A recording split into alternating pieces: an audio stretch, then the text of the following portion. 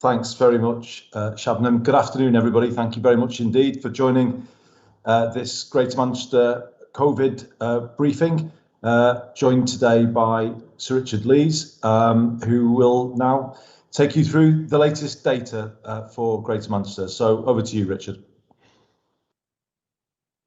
Thanks, Andy. We are going to have the usual slides. Just a couple of things whilst we're getting to the slides, or even when we get to the first slides. Clearly, we've had so-called Freedom Day this week on July the 19th. And in terms of the handling of that, we are still awaiting complete guidance from government about how we are going to contain the virus as a consequence of that. What guidance we have had is been changing on a very regular basis. One of the areas that's been changing quite a lot is to do with test and trace, and particularly the treatment of essential workers within that. Now we know that, but going way back to the first lockdown, there was, I think, clear definition of, it emerged of who essential workers were. What we appear to be told now, each individual government department will decide who are key workers within their area of operation, and we've yet to be informed of that. What we do know is that apart from health and care workers, there are a small number of sections where they are being treated as essential workers. There are quite a lot that we would consider essential that aren't, in fact most that aren't. It's also, there's a lack of clarity about the mechanism that this is a testing regime, which I argued for a couple of weeks ago, but we still don't have the pieces in place in order to be able to deliver that testing regime. And frankly, directors of public health and local care organisations don't have the resource.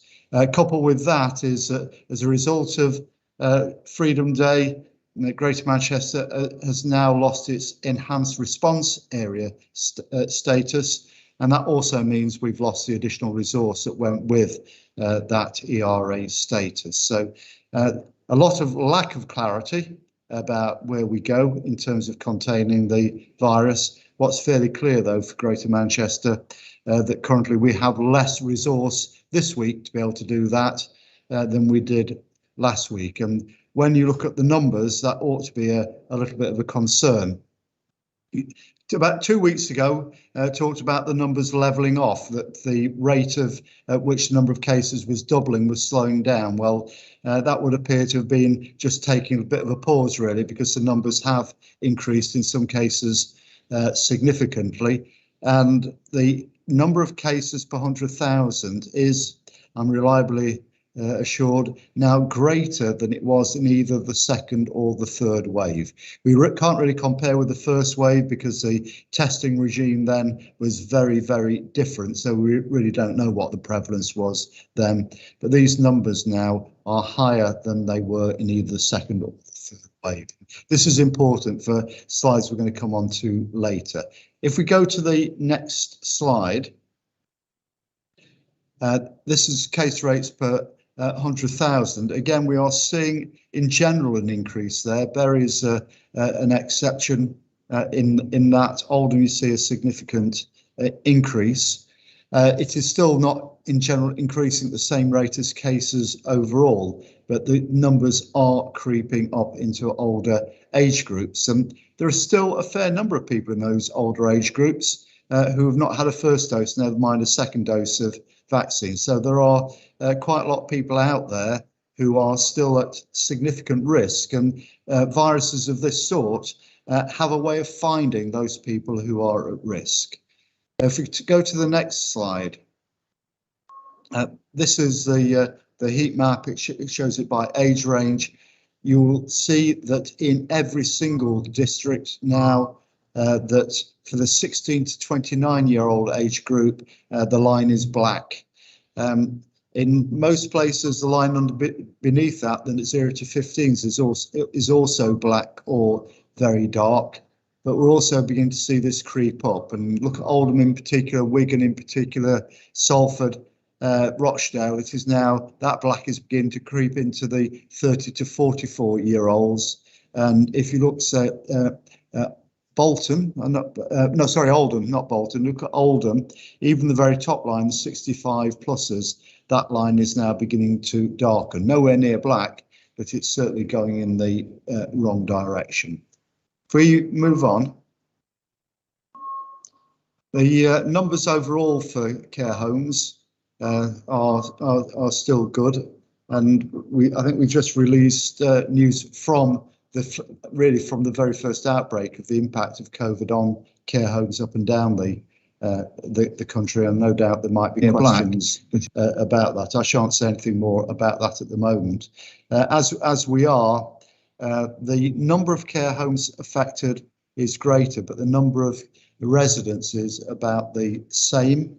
The number of care home staff testing positive has increased, and the number of care home staff plus those self-isolating is beginning to have an impact on services in some areas. It's still around the 5% mark, but that total number of people self-isolating is creeping up. And that really does go back to that guidance about essential workers and so on. We are seeing across the board now services under threat, refuse collection services, transport services, because people are being required to self-isolate.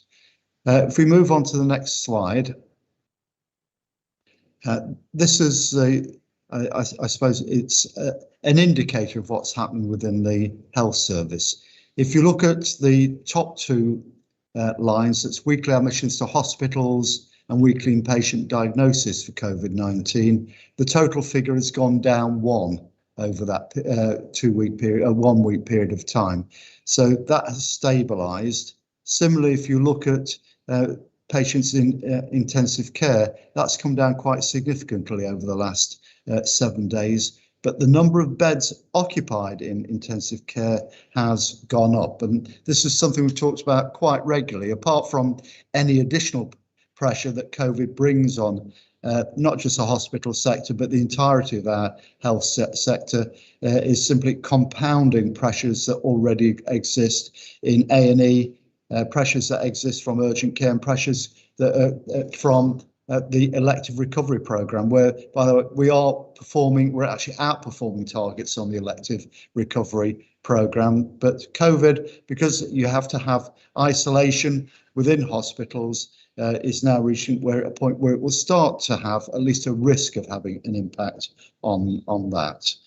And let's turn to the last slide, which I think is the vaccinations slide. We're doing well on the 70 pluses. It's a high percentage who've had their first dose, and a high number that really of getting the second dose as well, that 92%. Not quite as good, but we're doing well in the 50 to 69 age range. So that these figures really do mask some geographical differences, though. We still have some areas of the city region, particularly younger people in the city of Manchester itself, where vaccination rates are a lot lower than we would like them to be. And you can look at that 18 to 49, 65% mark.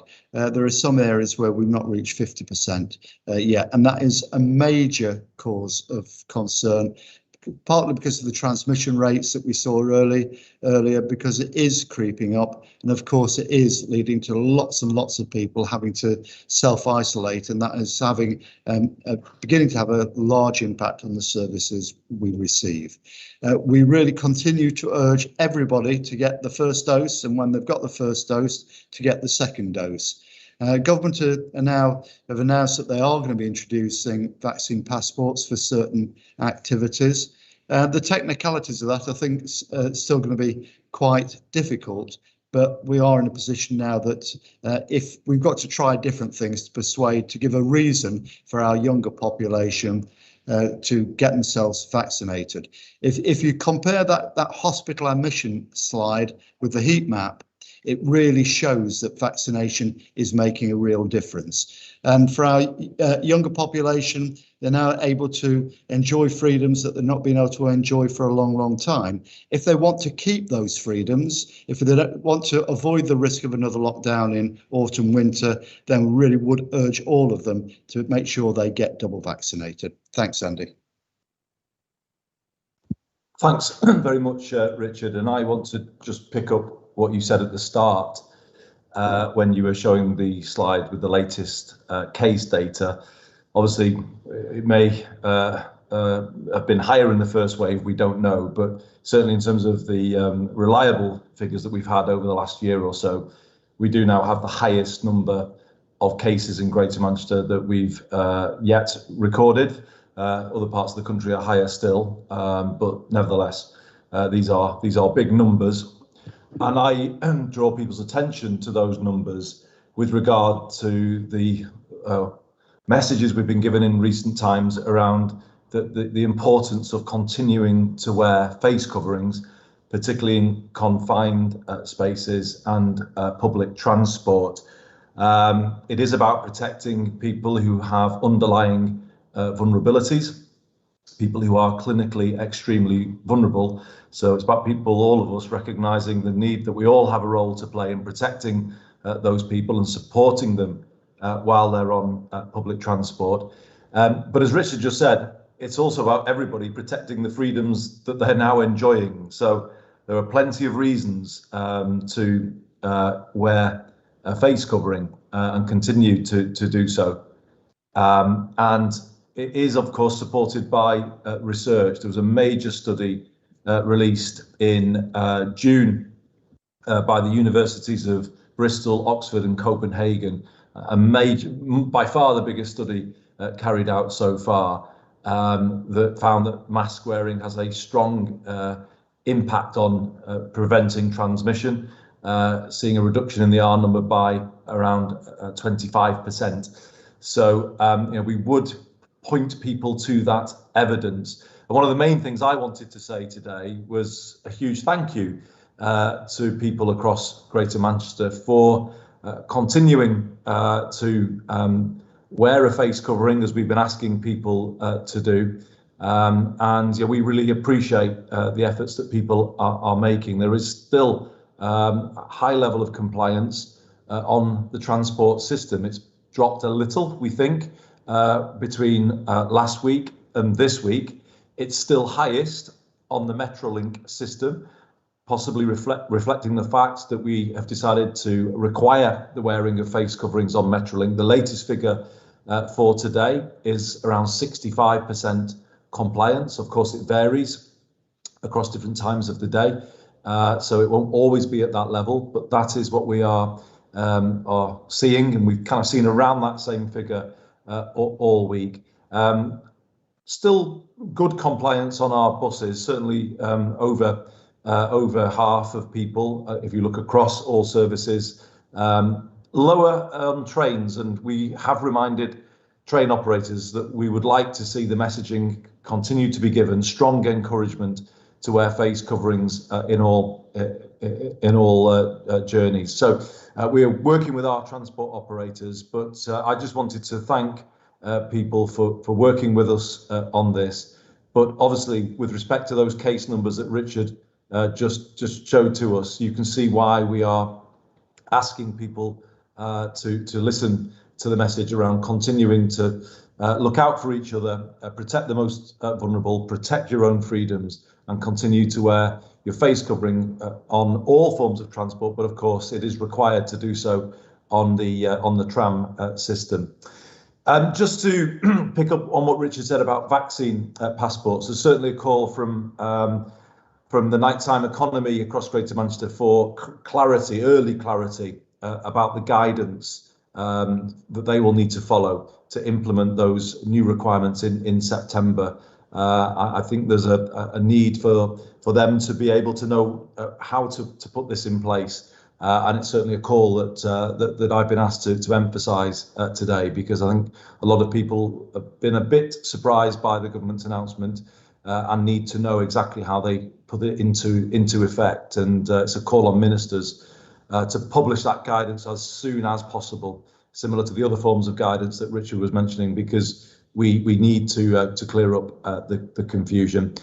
The last point I will touch on is the sad news we've seen in recent days about the death of a young 19-year-old man from Ardwick, Ngape Marenga.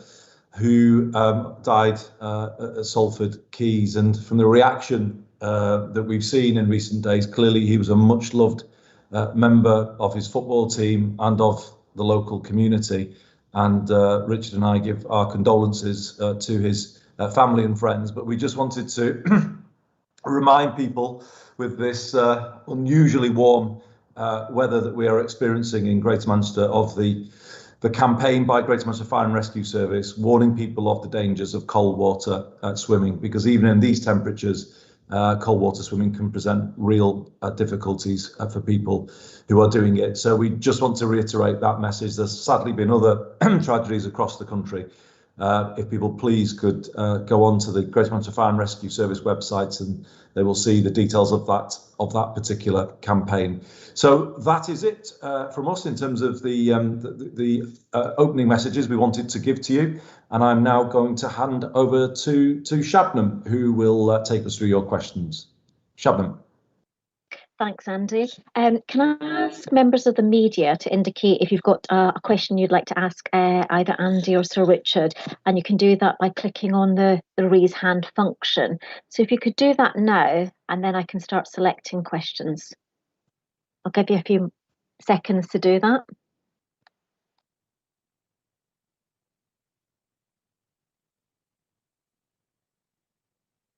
Thank you. And first question is going to go to Jen Williams. If you just bear with me while I unmute you, Jen. I think you're able to ask your question now. If you say who you are and where you're from, that'd be great. Thank you. Hi, yeah, it's Jen Williams at the MEN. You referenced briefly, Richard, the CQC care home data that came out, I think, about an hour ago. We've not had a full chance to look through all of it yet, but we can see that there were clearly the highest number of deaths are in the northwest. And then I think there's been a care home with the highest number of deaths in the country was in Wigan, and then pretty high deaths in quite a number across Bolton in particular. Apologies if it's not the most perfect analysis in the world, but clearly, you know, we've got high numbers in parts of Greater Manchester. So I just wondered if either of you would want to comment on why that might be. And could I just ask about, I know I ask every week about the NHS situation, but you mentioned that we're at the point where possibly electives could be put at risk because of the pressure of COVID patients taking up beds. What does your forecasting suggest for the next few weeks? Are you expecting to reach that point? And I don't know whether you mentioned intensive care capacity. Apologies if you did, but if you didn't, could we just get a sense of that as well? Thanks very much. I think we, like you, Jen, have not had time to study the CQC data either. So although we had some advance warning, we've not actually seen the report until it came out. I think there are 3 homes in Greater Manchester who had more than 30 deaths that are, I think, identified within the report. 1 in Wigan, 1 in Bury, and 1 in Bolton. Clearly, the Northwest have the highest incidence generally, along with parts of West Yorkshire, of cases. So in some respects, it's not surprising. Clearly, it does very much describe the horror of COVID-19, and particularly for the families of all of those that have lost loved ones, and in many cases weren't able to see those loved ones, to share time with them before they died. And as always with this, that I think the first thought is not about the numbers, it's about the people, and those people who were directly impacted. It is, I think, historic data. I think the CQC do make it clear that this is not necessarily a reflection on the care that people were provided with. In Greater Manchester, we did start testing before discharge, before it became a national requirement to do so. So we did take, I think, measures to try and keep people safe. And indeed, we were procuring PPE for our care homes locally to make sure that we could support them in that as well. So I think there were measures that we did take, but of course, none of that takes away from the impact on people's families as a result of the loss of life there. And there's not a lot more than we can say about that. Clearly, we will study it. We need to make sure that if there are lessons to be learnt, that we learn all of those. Lessons. I will add one rider to the Wigan home. That these numbers don't take account of the size of the homes, and that particular Wigan home is, I think it's a 180 bed home, so it's quite a big home. But so I think we need to be careful when we're making comparisons between different homes, that there are some small homes in the country, not in Greater Manchester actually, but with far worse rates, if you like, but which were much smaller homes. I think on the NHS situation, it is very much has been describing probably for a few weeks now. Probably the biggest pressure isn't from COVID or from urgent care, it is from A&E. And that's that desire of people to see either an AE or a GP is putting pressure on both parts of the system there. That we are dealing by and large with urgent care. We've had to have some mutual aid between hospitals, but that is now a normal way of how we intend to work anyway, that particularly that larger hospitals can support smaller hospitals when they come under pressure. The figure I gave for, and I think I gave the figure for ICU of 8% bed occupation is far higher than we like in winter, never mind at this time of the year. And it's that overall ICU bed occupation that is putting pressure on the system. And COVID is, compared to what it was in waves 2 and wave 3, is a relatively small part of that. We're still running at less than a third of the number of COVID cases in ICU we had at the peak. But all of these things go together, mount up. And that's what I was saying earlier, really, that we've got a whole range of things. They're all putting pressure on the system and that they are mounting up. Again, there isn't an immediate risk to the elective recovery programme. We are ahead on the elective recovery programme.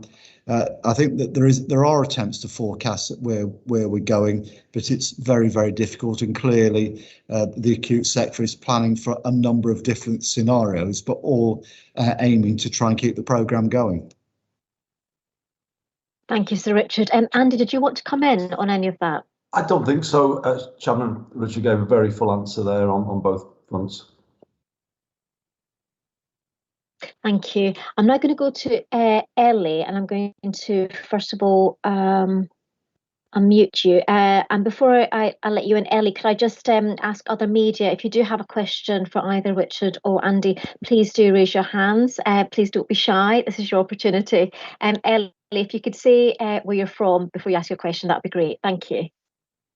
Hi, I'm Ellie from Hits Radio Manchester. I've got 2 questions, if that's okay. First of all, for Richard, what do you think of the fact that we've been seeing patients from places like Blackburn being sent to other hospitals in other parts of the Northwest? Do you think that's going to have a big impact on hospitals here if we're taking on patients from other places? And then for Andy, you've sort of briefly mentioned water safety there. We've been doing a campaign over the last few weeks on water safety, calling for more education. Do you think there needs to be more of an intervention from a higher level on getting education out there? Well, if I take the first one, and there is a bill currently going through Parliament, which might not be perfect, but one of the things it does is to get rid of the competition between hospitals that were created in the 2012 Lansley legislation. What you've described about patients from Blackburn going elsewhere is a sort of collaborative National Health Service we really ought to have. All the way through this pandemic, hospitals in Greater Manchester have been supporting each other, and we have been supporting patients from outside of Greater Manchester, including from the West Midlands and from Lancashire and Cumbria. And that is a sensible way of using the resources. Clearly, there would be a concern if it started to impact on the care of people within Greater Manchester. That's not happening at the moment, and I think we ought to be happily supporting other places if we have the capacity to do it. But I should have said, though, in response to Jen's question, probably because the biggest threat to all of this is none of the things I talked about. It is people being pinged. It's about self-isolation. It's whether we're going to have the staff to be able to continue to run services, even with the changes that have been made to test, trace, contain for health and care staff, because it is going to be an incredibly difficult system to administer effectively. Andy? Yes, thanks, Shannon. Thanks, Ellie. I think it is an important issue, and it's obviously why I chose to highlight it. It was such sad news at the weekend with regard to the loss of the young man I mentioned, that I know it's had a profound effect on the community, a great shock to people, as I say, members of his football team, clearly a much loved young man. So there is obviously a campaign a water safety campaign that is run by, there's a water safety partnership here run by GM, FRS, the fire service, in partnership with our councils, GMP and others. And certainly we are putting out those messages at the moment.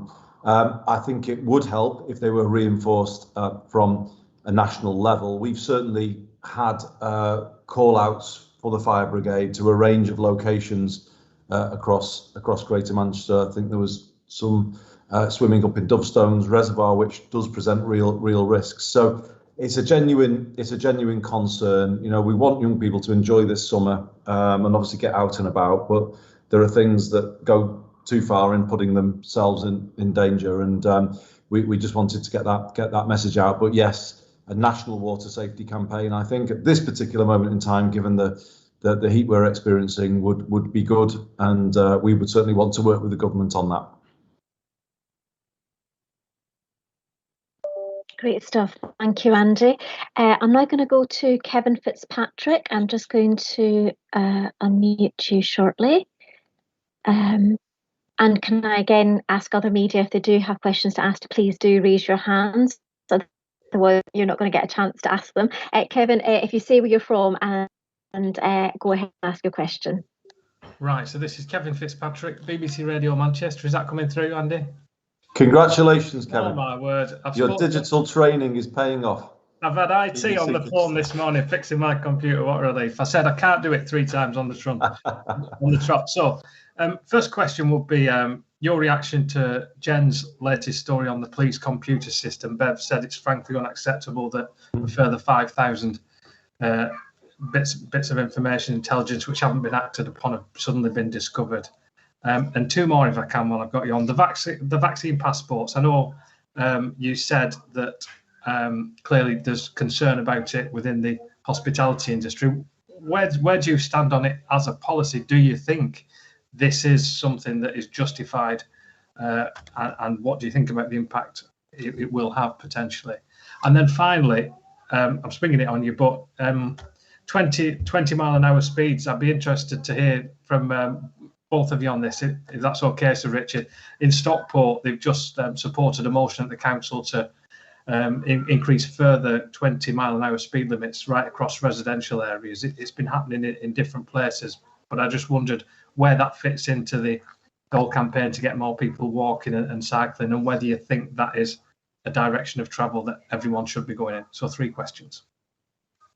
Thanks very much, Kevin. So firstly, on Greater Manchester Police and the further problems that have been uncovered with the IOPS system, you'll remember we commissioned Her Majesty's Inspectorate to take an independent look at IOPS. And in response to that, we were asking Greater Manchester Police to bring forward every possible look at all issues, particularly to do with intelligence, which obviously was the story that which Jen Williams wrote about in the MEN. And what is unacceptable is that we're still only having problems brought to our attention now, although slightly more positively, this is the result of the new leadership of Greater Manchester Police turning over all of the stones and making sure that we actually finally get to the kind of root cause of everything. And obviously it's that process that has been underway under new leadership that has brought this further problem out. And obviously we want that process to happen, for there to be a complete transparency about this issue, and therefore the fix to this issue. And we are now talking to Greater Manchester Police about a timetable for this issue to be completely sorted. So it is unacceptable that we find ourselves in this position. It is the reason we know about it is because of a result of the work that we've done, both through HMIC, the change of leadership, and the work that's been done since that change of leadership to get completely to the bottom of some of the challenges that our police force faces. So this is us doing our job, holding them to account, making sure that we find out about everything. It is wrong that we weren't told the full story about these problems back when they were first identified. But we are obviously now doing everything we can to get to a position where the full extent of the challenges are known, and then there's a timeline for them to be fixed. So that's on the first, Kevin. The second question was, just remind me, sorry, and we'll come to the 20 mile an hour. On the vaccine passport, where do you stand on that as a policy and what the implications? Well, just to reiterate on the guidance, I think there just is a need for clarity, particularly at this moment in time. There's a sense this week that things are a little bit in flux with obviously the change we've gone through and the new reality that we're in.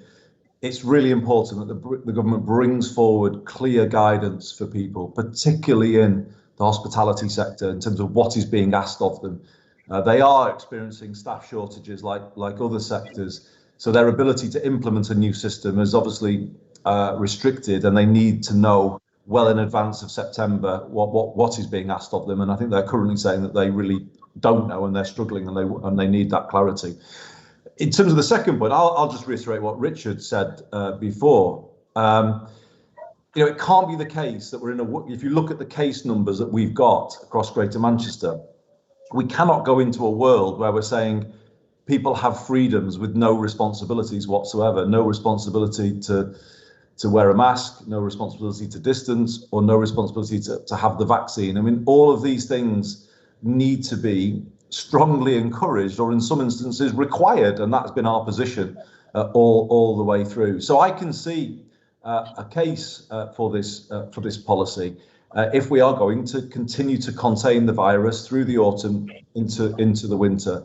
So there is a case for it, and it is about obviously keeping people safe who are going to those settings, nightclubs, but also, as Richard said, giving that clear incentive for younger people to get the vaccine, and limiting the chances, Kevin, of us having super spreader events at weekends that kind of further complicate our ability to contain the virus. So there is a good basis for the policy, but the risk to it will be the delivery of the policy if clear guidance is not brought forward in very short order. On the 20 miles an hour, I mean, a number of our councils do already have 20 mile an hour zones. That's been a policy for some time, creating those safe streets. The work that Chris Boardman has been doing for us around the delivery of the segregated, safe cycling and walking infrastructure has also supported changes to streets, particularly side streets, to create safer crossings. We do want to see a situation where we have what Transport for Greater Manchester would call streets for all, and that's the policy that we're bringing forward at the moment, whereby we use road space and pedestrian space to protect everyone's safety. So we have protected space for all highways users, and we are very much supportive of that, as well as encouraging communities where there's a clear consensus to move in the direction of a lower speed limit and a lower traffic neighbourhood to do so. I'll hand over to Richard if Richard wants to add to that. Well, clearly we've been developing low traffic neighbourhoods in Manchester as well, and the one in Leamington now it's in place is actually even a lot of people who are opposing it are now supporting it. So they are, I think, once they're done, they are popular. But I think we need to look at the evidence, Kevin, and it's that simple bit of evidence that being hit a car at 20 miles per hour rather than 30 miles per hour is very, very often the difference between life and death. And I think we certainly want people to be safe and feel safe. And so I would support the principle of 20-mile-per-hour zones in residential areas and especially around schools. And then ask the question about why I haven't got them all over Manchester. You then get into the issue that once you've got them, if you cannot enforce them, and don't forget local authorities have no power to enforce them whatsoever, then you don't get compliance and you get real tension between residents' expectation and our ability to deliver. So although I do support the principle, until we get certainly a far larger scale of enforcement available to us, we have to try and stick with where we can make changes that mean compliance is more likely to happen on a voluntary basis. Otherwise, we do run into that tension. Thanks, Sir Richard. And we've now got a question from Katie Hazeldine. If you just bear with me while I activate your mic. Katie, you should be able to unmute yourself now, and please say where you're from and ask your questions. Hi, can you hear me? Yeah, it's Katie Hazeldine from That's TV Manchester, and I've got a question for Andy, and I've got a question for Andy and Sir Richard as well, if that's all right. So Andy, just on the COVID passport for the clubs, nighttime economy, I'm just wondering what your position is on it being introduced in September. Is this too late? Does it make sense to you? Obviously, it's there to kind of have those freedoms that we've been missing, but there is that gap between now and then and what could happen. And just on that as well, to both of you, how confident are you about the summer months as we now emerge from this lockdown? Thanks very much, Katie. So I think the logic for what the government has announced is that they want to give people time to get their second jab. So that it's not a policy that unfairly impacts on some young people because they've not been called for their vaccine and therefore they lose some of these freedoms and they can't go to the club with their friends, for no fault of their own. So I think the September date is obviously linked to giving everyone the chance to have their vaccine and therefore it being a fair policy. But I guess it's also with a view to the autumn and the winter and the risks that may pose. It is obviously a concern to us that the cases are high now, and so some people might say, well, why not introduce now? But there is a clear reason why. Although I do know that there are some operators and festivals within the city region whereby it will be required earlier than September, and obviously that's a voluntary decision that would be made by those festivals or those operators. So, I think this is the direction of travel. If people are going to go to events that are, big events where people are very close together, we just don't want those to become, super spreader events that's going to make all of our lives harder come the autumn and the winter. So I think, as Richard was saying, this is about protecting each other, but it's about people protecting their own freedoms that they're enjoying, and we can't have a situation where people are almost kind of getting that message about Freedom Day without that message about responsibility. So we do feel some ground was lost by the government with regard to that. We are, to answer the second part of your question, obviously very conscious now of the situation going in to the rest of the year. You can see how that spread is now going up from some of the younger age range into some of the older age ranges, as Richard's slides were showing earlier. And we are concerned that on some messaging, the genie is in some ways out of the bottle. The government's messaging went too far, I think, and it's therefore hard to bring things back. But as ever, the Greater Manchester public step forward and are continuing to show caution. I don't think we have seen evidence this week that people are just abandoning what we've been doing for the last 18 months. Our kind of sense at the Greater Manchester COVID committee meeting earlier today was that people, by and large, are continuing to act cautiously. We are encouraged by the level of mask wearing on public transport. We still see people observing distancing. I think there is a high level of awareness that we are not out of the pandemic. There could be a loss of freedom if things continue to get worse.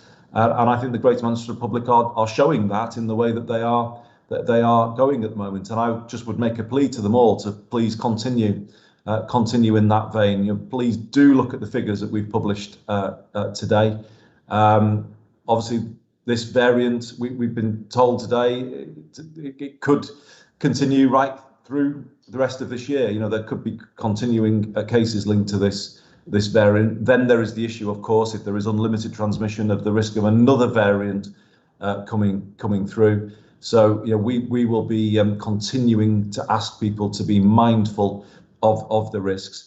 And there's a third reason, just very quickly, to add to this, in terms of why should people continue to wear masks, observe distancing, wash their hands, make sure they're in a ventilated space with the doors open and the windows open.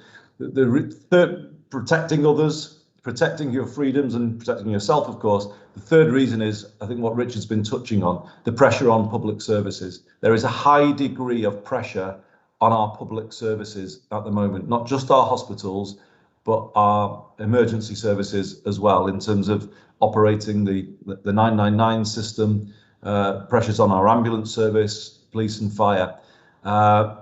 Obviously, with the rules around self-isolation as they currently stand, we are still seeing high numbers of absences from those services. So continuing to do your bit and to maintain a control of spread is obviously critical to maintain the success of our public services as well. So lots of reasons why we need to be cautious in the period that we're now in, Katie, but we feel the Greater Manchester public understand that and are showing that in their actions, but we just ask them to continue doing that. And if we can get more people wearing face coverings on public transport back up to the levels that we had a week or so ago. Just add a couple of things. Sorry, I think, Katie, the second question was a double question, I think, but probably add to Andy's list of essential services that there are some places now beginning to struggle with refuse collections as well because of absence of staff. And if you can imagine refuse not being collected with the weather we've got at the moment, another reason to be very, very careful. But the question you asked, Katie, was how confident are we? And I'm entirely honest with you, I don't know. We know that even the government's expert advisors, SAGE, don't know. They're doing modelling of various different scenarios for what might happen. But whilst I don't know, Andy was absolutely right. This is something that we can all do something about, because our own behaviours can help determine whether we get the position where we can maintain these freedoms or not. So if we do get to the position where hospitals start to fall over, as they were very close to in the winter, we will be back into lockdown. And so this is something we have to take responsibility for. We can do something about it. We can help make what I think what we all want to see happen. Thanks, Richard. We've got a question from, I think it's Lise McNally. I'm just going to activate your microphone. You should be able to unmute and ask your question. And if you say where you're from, that'd be great. Thank you.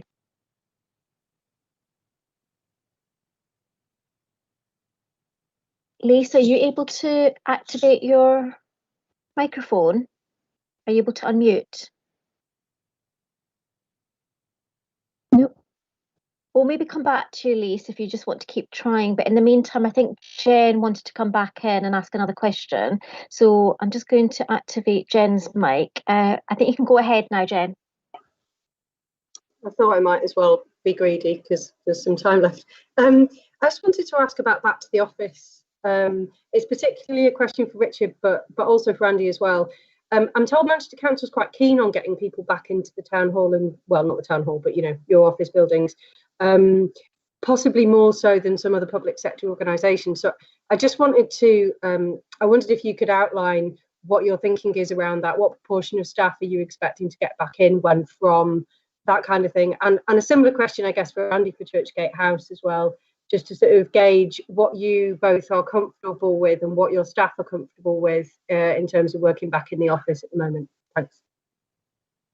We are keen on getting staff back in. In fact, the attitudes among staff vary, and some of our staff are very keen to get back in as well. There are some that are less so, because there are clearly still lots of anxieties around COVID-19 around. But what we have to do is to get them back in a safe way.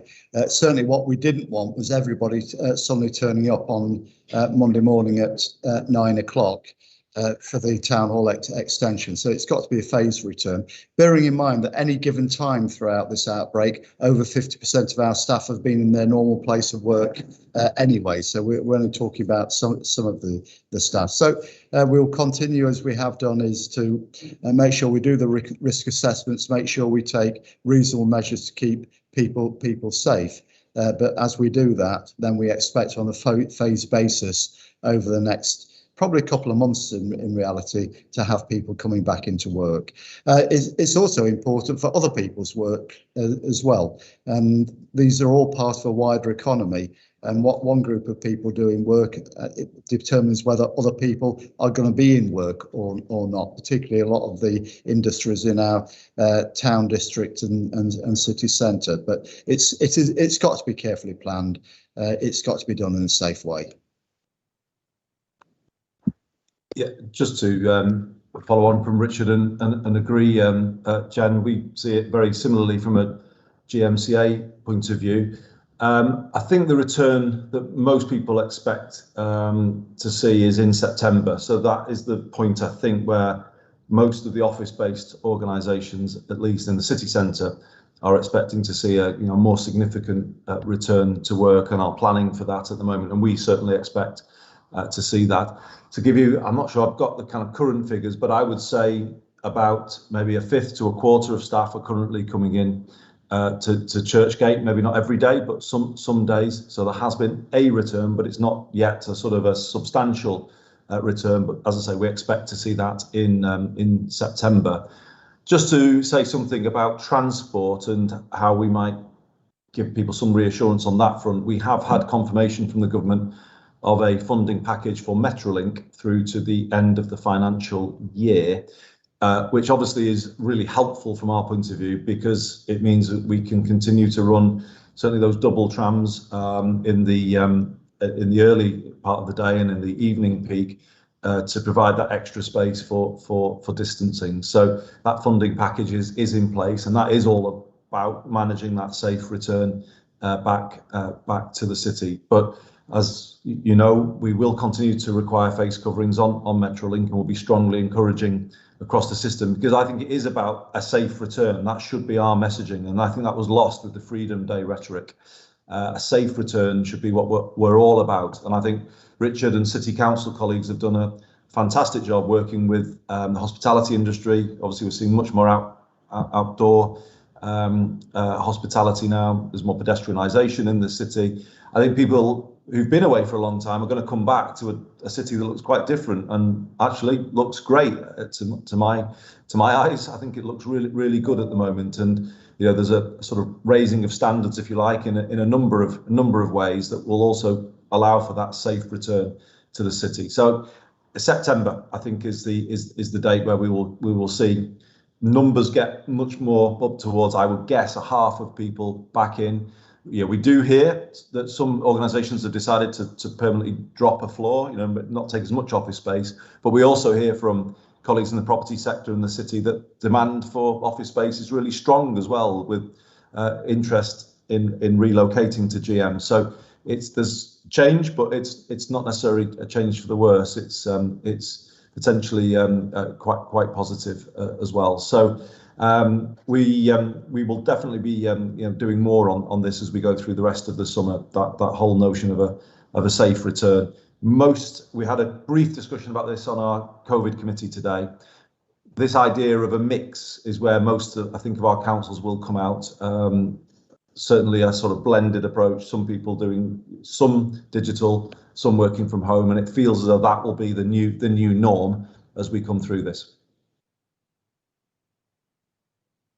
Thanks, Andy. I'm just going to read out Lise McNally's question. She's from Granada, and it's a question for you, Andy. We know the horrible impact long COVID can have on otherwise healthy young people. Did it make you nervous to see people crowding back into GM's nightclubs? And would you advise young people who aren't 2 weeks out of their second jab not to go out partying at the moment? Thanks, Lise. Yes, to be honest, a little. It was something of a shock, but it was a kind of a surprise to see all those scenes again of people, so close together. But I understand why young people want to get out and want to start enjoying their lives again. But as Richard was saying before, it makes it hard for us to say today what is going to happen between now and the rest of the end of the year. We are in a different position, and the point about confidence is, well, we don't and we can't be confident, and the only thing we can really appeal to is people's behaviour and recognising the situation that we're in. Obviously, if people are out and about and do, as I think your question is pointing us to, become positive, that then delays their ability to have the second vaccine, and there's a real issue here. Because obviously that then can delay the wider vaccination programme. So the more positive cases there are, the more delays that builds in to people having their second vaccine. Younger people then are more at risk of long COVID. And as you say, that as we're learning more about it, can have real implications for all ages, but particularly young people later down the line. So, we do want to work hard to get those messages out over the summer, and particularly want to obviously remind young people about these requirements that are now coming in about nightclubs. It really just makes sense for young people who can to get on and get their vaccinations and get their double vaccination, so they're in a position where when these new requirements come in, they are obviously in a position where they won't be impacted, and they'll be able to continue to enjoy themselves. So there is a need for strong messaging towards young people, I think, throughout the summer, and certainly Richard and I will be working with our teams to make sure that happens. Thanks, Andy. Richard, did you want to come in on that one as well? Okay, thank you. In that case, I think we're going to go to our last question, and that's from Molly Simpson. Molly, if you just bear with me while I activate your mic. You should be able to now unmute yourself, and if you want to go ahead and ask your question and say where you're from.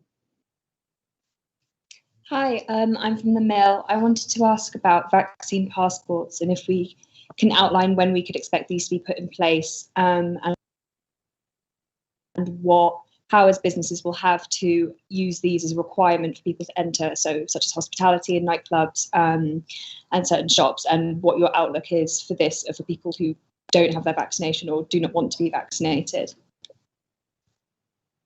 Shall I start off, Andy? What we were talking about earlier was really use of vaccine passports for nightlife, and the expectation then is that they will come in around about it's what the Prime Minister said, they will come in at the end of September, when everybody above the age of 18 has had the opportunity to have had a double dose of vaccine.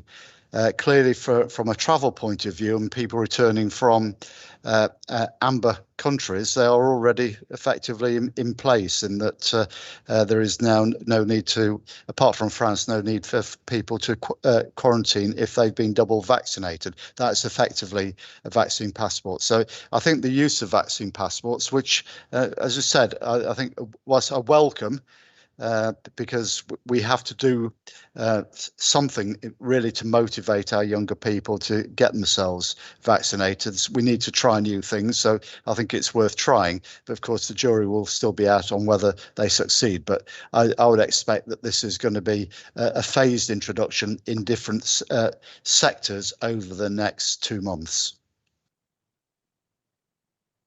Just to add, Molly, I mean, I in principle, I think I said before, I can see a case for them, in that if people are enjoying freedoms, those freedoms have to come with responsibilities, given the situation that we are in, responsibilities to protect others.